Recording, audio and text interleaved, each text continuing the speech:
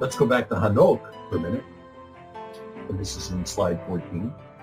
And again, Janok is going to tell us what this will look like in the heavens. And I think this passage is remarkable, Jake, and I got to tell you.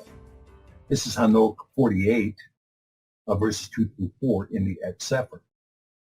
In that hour was this son of Adam invoked before Yahweh Sevaot, and his name in the presence of the Ancient of Days. Before the sun and the signs were created, before the stars of heaven were formed, his name was invoked in the presence of Yahweh Sevaot. Port shall he be, and he shall be the light of nations. He shall be the hope of those whose hearts are troubled. All who dwell on the earth shall fall down and worship before him, shall bless and glorify him, and sing praises to the name of Yahweh Sevaot. Remarkable and beautiful passage, right? Every knee shall bow, every tongue shall confess. And that's just a reiteration of what was being said here in Janok, chapter 48, verses 2 through 4. An ancient text, to be sure. Okay. But Janok is going to go on in verses 5 and 6, and he's going to say, therefore the elect and the concealed one existed in his presence before the world was created and forever. This is the doctrine of consubstantiation. It's laid out for us right here in the book of Janok, the oldest book ever written. And he is saying right here, this prophecy, the elect and the concealed one existed in his presence before the world was created and forever. In his presence he existed and has revealed to the Kodashim and to the righteous the wisdom of Yahweh Sevaot. For he has preserved the lot of the righteous because they have hated and rejected this world of iniquity and have detested all its works and his ways in the name of Yahweh Sevaot. And the last passage from this chapter 48. For in his name shall they be preserved, and his will shall be their life. In those days shall the kings of the earth and the mighty men who have gained the world by their achievements become humble in countenance. For in the day of their anxiety and trouble, their souls shall not be saved, and they shall be in subjection to those whom I have chosen. I will cast them like hay into the fire, and like lead into the water. Thus shall they burn in the presence of the righteous, and sink in the presence of the holy. Nor shall a tenth part of them be found. But in the day of their trouble, the world shall obtain tranquility. In his presence shall they fall, and not be raised up again, nor shall there be anyone to take them out of his hands and to lift them up. For they have denied Yahweh Sevaot and his Mashiach. The name of Yahweh Sevaot shall be blessed. And I mean, I think the name is such a glorious thing, you know. And of course, keep in mind that the name Yah does appear 45 times just like that as Yah. I think there's many more places where it appears too, where it appears as Yahi. That is to say, Yod, Hey, Yod, Yahi. But it's been disguised as well because, of course, they didn't want people to see it. But you have the name Yah, 45, Yod, Hey, appears 45 times on its own in that shape, Yah. And then you have Yahweh, which appears, 7,000 times, which is, I am he who breathes life, Yahweh. I am he who breathes life. And then, of course, Yahusha, I am he who saves. And so Yahusha says, I have come in the name of the Father, Yahweh. I, Yahusha, have come in the name of the Father, Yahweh, but you do not know me. Another will come in his own name, him you will follow. But you won't follow me. And they didn't know him because they were saying Hashem and had been saying Hashem for 100 years at that point. And were prohibited from speaking the name. Now, this prohibition on speaking the name, somebody in the Talmud, some Talmud writer, got a wild idea that said, we can't pronounce the name. We need to put a fence around it to protect it. They are keeping you away from that personal relationship of speaking the name to the Father. Now, You don't want to be in a situation where you're going to, and I think the Father protected his name over all these years, although it's been proclaimed throughout the earth. I mean, people have named land masses after it.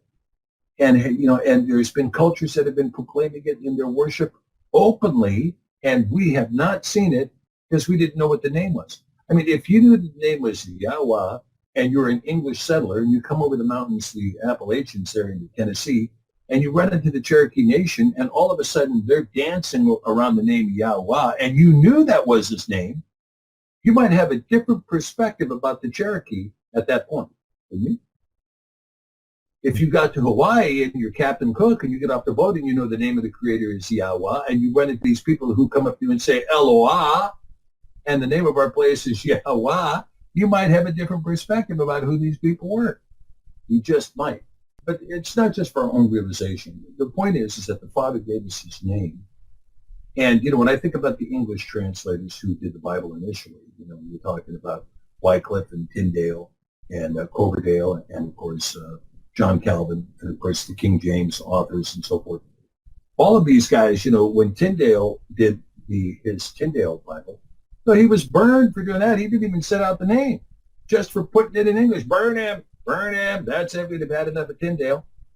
And his assistant, Coverdale, would then go on to publish the Coverdale Bible. And then Coverdale himself would go to work with John Calvin in the creation of the 1560 Geneva. So, and the guys, these were courageous guys who were taking big steps. Did they take every step they possibly could? No, but they took big steps. Now, when we get to the modern epic, we have a lot of Bible publishers out there that will publish the Yod-Heh-Vav-Heh. Some of them publish it in a Paleo-Hebrew script. Some of them publish it in the Hebrew script. But they don't give you an English interpretation. They give you the Yod-Heh-Vav-Heh. And they may do the same thing in giving you the Hebrew lettering for Yahusha. But oftentimes that lettering is Yehoshua or Yahushua. But really the name is Yahusha, named after Joshua. And that spelling can be easily verified. You can go back and look at an interlinear. You'll find that there are 89 times that the name appears Joshua, and it's interpreted 87 of those names as Yahusha. Only twice is Yahushua. And so you see that, but by putting them in Paleo-Hebrew or putting them in Hebrew, you're still not giving the English reader the opportunity to understand the name. And the name is so important. Even if you only know Yah, you know a critical part of the identity of the one who has called you, the one who knocked at your door and said, open the door and let me come in and I will eat with you. I will dine with you, right? Because he is at the door knocking all the time. That's what his grace is. And the name you can see here, you see Baruch say it, you see Enoc say it, you see Paul say it, you see Mashiach say it. I have declared your name to them. Did he say Hashem? No. He declared the name of Yahweh to his disciples. And I will declare it, that the love of him that is in me might be in you. That by declaring the name, his love enters.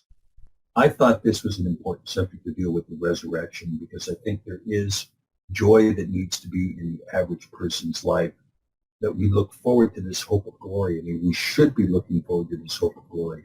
And that even no matter what comes on the earth, no matter what comes into this country, no matter what comes on the earth at all, whatever they do, that we have this joy to look to no matter what happens, no matter if the mark of the beast rises, if the Antichrist rises, if World War III comes about, persecution comes, we still have this joy, the hope of glory, and the hope of this resurrection, of this anastasis that is immediately before us, that no matter what happens, the wings of Yahweh have covered us, and he calls us to endure to the end, right?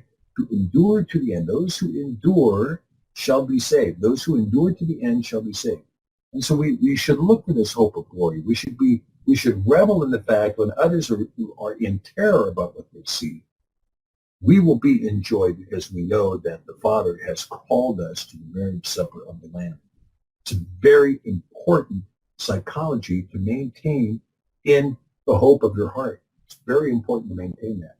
And so when I think about what we see now in the world, and I think about where things are coming and why this thing became important to me is because I do believe that we're closing in on this time. And it may not be far from us at all. It may be months away, not years away. And, I have my own time schedule. I believe the war in the heavens is happening right now. Will continue until March of 2021, the first of Aviv. And then we're going to see even more draconian stuff happen. It's going to be even more dramatic as the forces of Satan will be on earth making themselves known. And as we look at the rise of what's coming, I mean, I did a radio show in California yesterday, and we talked about Trump's State of the Union. And one of the things that Trump said is we're going to develop infrastructure in order to make us competitive around the world. Well, that means 5G. And 5G is coming, and the techno-fascism that comes with it is going to be very acute. We're going to live in a completely different paradigm. It will render all of the things we knew about due process and the Constitution and all those things, that will render irrelevant. It will be only the machine deciding and adjudicating whether we're guilty or innocent, doing it automatically, no cross-examination, no rebuttal argument, no anything. It's like a stoplight camera. You go through the light, boom, the camera takes a picture of you and sends you a bill. You don't get a chance to say, hey, not guilty, Your Honor, and then challenge all the whatever. You just get the bill, pay it. Here's the video, right? And we're going to see the world really move into that now, this techno-fascism that's coming, that's going to be the most extreme tyranny ever witnessed by mankind ever. And ultimately, it will require a mark, a number, or name for you to be able to buy and sell. In the middle of that, I want you to keep one word in mind, anastasis. In the middle of that, keep in mind the marriage of the Lamb.